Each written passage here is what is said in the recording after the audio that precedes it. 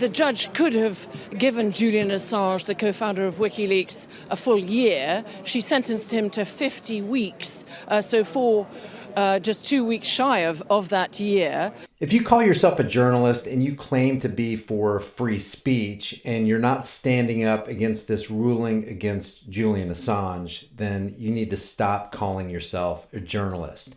And you need to stop claiming that you're actually for free speech. Assange was sentenced to 50 weeks imprisonment in a show trial on Wednesday at Southwark Crown Court.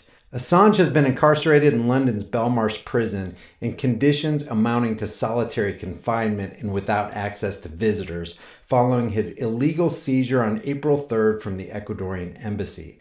The sentence on bail charges is just 2 weeks short of the maximum one-year sentence he could have received, despite already being held in arbitrary detention by the British authorities since he was first detained in London in December 2010.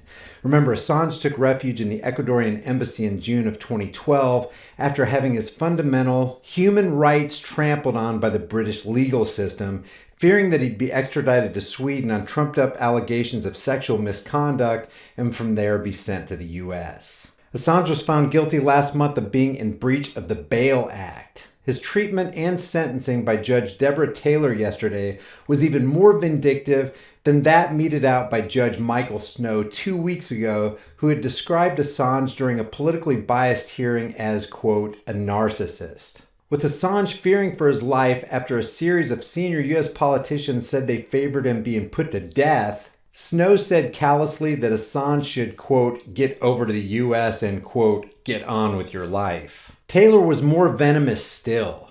Assange had put himself, quote, deliberately out of reach of the embassy and since 2012 had been, quote, exploiting your privileged position to flout the law and advertise internationally your disdain for the law of this country, end quote. Numerous legal experts have refuted such assertions, pointing out that the bail charge was effectively resolved years ago as Assange had forfeited bail money in 2012. Not only that, he spent far more time involuntarily detained in the Ecuadorian embassy than the maximum sentence for bail violations. Assange's legal team listed numerous mitigating factors. Mark Summers provided evidence that in 2012, Assange had been gripped by fears of rendition to the U.S. due to WikiLeaks' exposure of war crimes carried out by the U.S. government. He said, quote, as threats rained down on him from America, they overshadowed everything as far as he was concerned.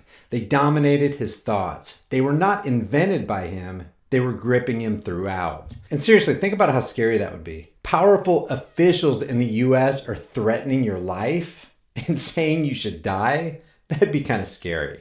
Summers referred to contemporaneous reports that, quote, inside the U.S. Obama administration, that he could be kidnapped wherever he was, with or without the approval of the country in which he was residing, and be brought to the U.S. And if Assange were extradited to Sweden, he'd be at the mercy of a legal system with a well-documented and unfortunate history of sending people to states where they were at significant risk of ill treatment, including torture and death. Assange's health had seriously declined as a result of being confined in a small room in the embassy, and he'd been unable to access treatment for a number of medical issues. Summers said he's been a resilient man, but this has taken its toll. I don't know if any of you have ever seen the small apartment Assange had to stay in the embassy, but if any one of us had to stay there for more than a couple months, let alone years, we'd literally go crazy. Assange's defense told the court that the background to the bail case, including the granting of political asylum to Assange in 2012, was unusual and different than those usually confronted by the court and should only be dealt with as a minor Category C issue. But the prosecution demanded that it be treated as an A1 case, meaning Assange must be sent to prison. And of course, Taylor rejected all of the defense's arguments.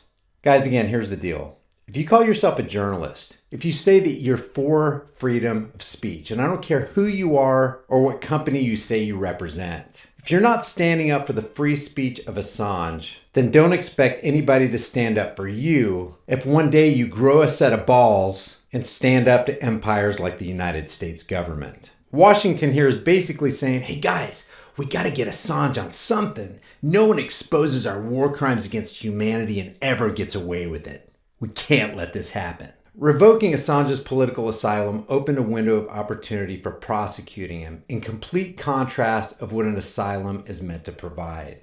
The 50 weeks of incarceration for breaking bail appears to serve as an entree, while the neocon sadistic legal team works overtime preparing the main course. And here's what it all boils down to. None of us are truly free while whistleblowers are prosecuted. If you guys enjoy these videos, subscribe to the channel, hit the bell notification icon, give them a thumbs up, and share them with everybody you know. If you guys enjoy these videos, be sure to subscribe to the channel, hit the bell notification icon, give it a thumbs up, and share it with everybody you know. Also, check out over 100 hard-hitting designs in the shirt store, and if you want to support more content, hit me up on Patreon or PayPal. All those links will be in the description and in the pinned comment. I'll see you guys in the next heavily censored shadow ban video.